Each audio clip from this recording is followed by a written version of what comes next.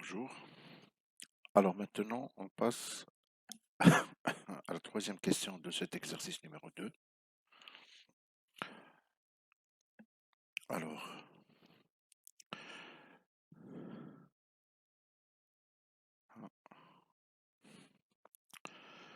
alors,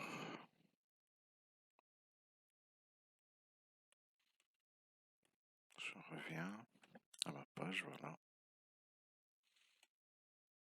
D'accord. Alors, troisième question.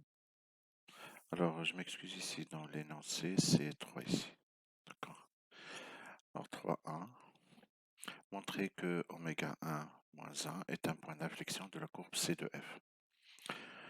Alors, pour montrer que ce point est un point d'inflexion, d'abord on doit calculer la dérivée seconde de la fonction f. Alors, on a déjà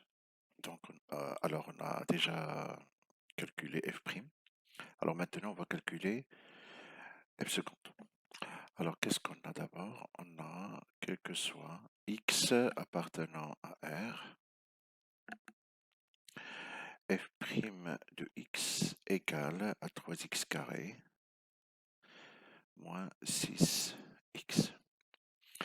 Alors, la fonction dérivée f' est encore une fois dérivable parce qu'elle est polynomiale, donc la fonction f est deux fois dérivable. Alors, comme f' est une fonction polynomiale,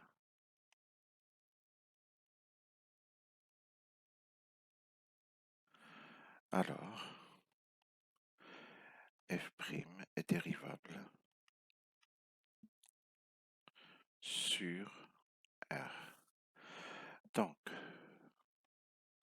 quel que soit x appartenant à R, f seconde de x n'est autre que la dérivée de la dérivée, à savoir la dérivée de 3x carré moins 6x. La dérivée de 3x carré, c'est 6x, moins la dérivée de 6x, c'est 6. Je factorise par 6, ça me donne 6 facteurs de x moins 1. Alors, pour montrer que oméga de coordonnées 1 et moins 1 sont des points d'inflexion, d'abord on doit vérifier que l'image de l'abscisse de ce point par la fonction f seconde est nulle. Alors, première condition, on a f seconde de 1 est égal à 6 facteurs de 1 moins 1 égale à 0. Mais ceci n'est pas suffisant pour dire que oméga est un point d'inflexion. Il faut s'assurer que à gauche et à droite de 1, f seconde de x change de signe. Alors pour x supérieur à 1, x moins 1 est supérieur strictement à 0, ce qui implique que f seconde de x est supérieur strictement à 0.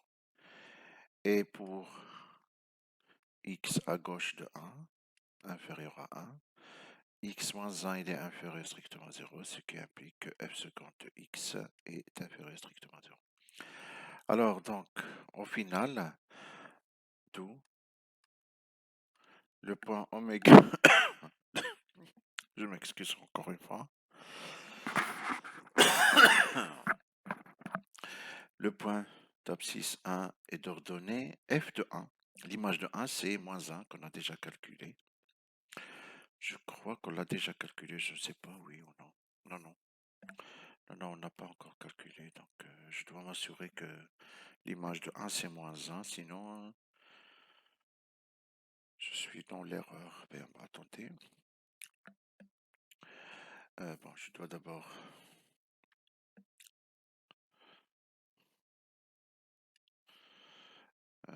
on a f de 1 est égal à 1 à la puissance 3, moins 3 fois 1 au carré, plus 1 égale. Alors 1 moins 3 moins 2 plus 1 c'est moins 1, c'est ça.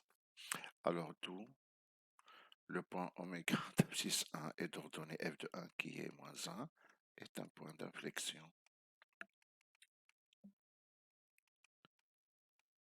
Inflexion de la courbe C de F. Voilà. Passons maintenant à la question petit b. Vérifier que oméga 1 moins 1 est un centre de symétrie de la courbe C de F. D'abord, on va faire un petit rappel. C'est quoi un centre de symétrie? Alors, oméga AB est un point du plan, appartient au plan. Alors,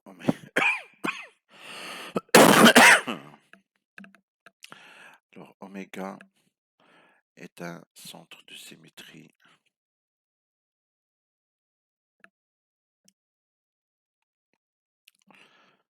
de la courbe C de F si et seulement si il vérifie deux conditions. La première, quel que soit x appartenant à I. Alors, I, c'est l'ensemble où la fonction f est définie, d'accord? 2a moins x appartiennent à I.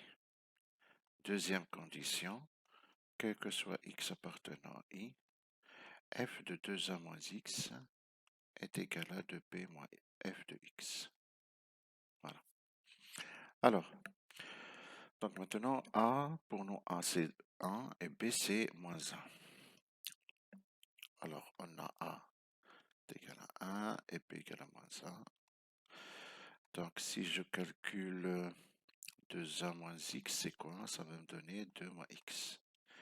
Et 2b moins f de x, c'est moins 2 moins f de x. Voilà. Alors, je ne vous lirai pas ces deux expressions. Voilà. Alors d'abord, on doit s'assurer. Alors heureusement pour nous, dans cet exercice, le domaine c'est R. Donc la première condition, elle est évidente, mais quand même, il faut l'écrire.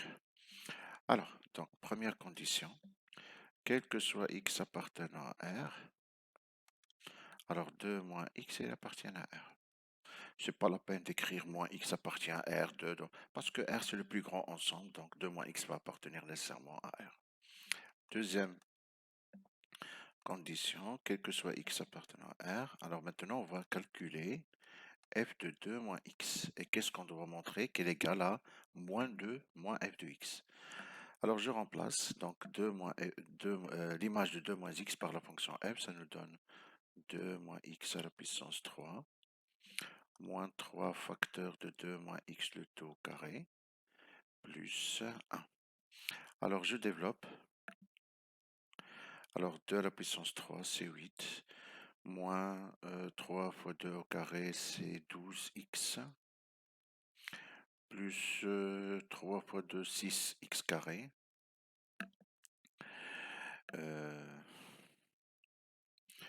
Quoi encore? Plus... non, c'est moins x à la puissance 3. C'est bon. Alors ici, je vais développer en même temps. Ici, c'est 4 moins 3, c'est moins 12. Moins 4x plus 12x. Plus x carré, moins 3x carré. Voilà. Plus 1. Alors, je vais essayer d'obtenir ce moins 2, d'accord? Alors, si je passe au calcul, 8 moins 12, c'est moins 4. C'est ça. C'est moins 4. Moins 4 plus 1, c'est moins 3. Ah bon? Donc, je dois obtenir moins 2 normalement. Si j'ai pas de problème, je reprends s'il vous plaît. Oui. 12. Et plus 1, c'est ça. Ah ben voilà. Et ben pourquoi on n'a pas obtenu moins 2? Pourquoi? Alors d'abord moins 12x avec plus 12x, c'est 6x carré. Donc ça va me donner moins x à la puissance 3 plus 3x carré. Ah d'accord. Alors, oui, oui. Très bien.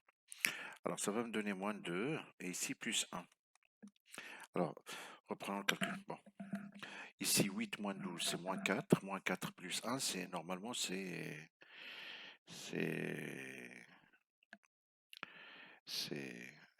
moins 3. Alors, moins 3, je vais l'écrire moins 2, moins 1. Excusez-moi, ici, c'est moins 1, c'est pas plus 1. C'est moins 1. Voilà. Très bien. Alors, je vais mettre des parenthèses. Alors, moins 2, moins, et j'ouvre la parenthèse. Donc, x à la puissance 3 moins 3x carré plus 1. Alors, ça me donne moins 2, moins x à la puissance 3 moins 3x plus 1 n'est autre que f de x. Alors, à la fin, l'image de 2 moins x par la fonction f est égale à moins 2 moins f de x.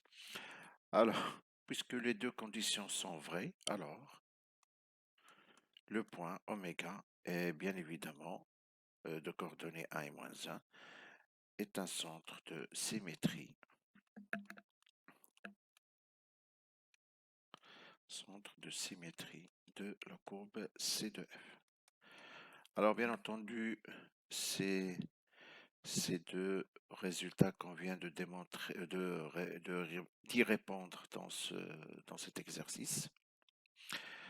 Je vais les encadrer pour l'utiliser plus tard dans la dernière question. Au revoir et à la prochaine vidéo.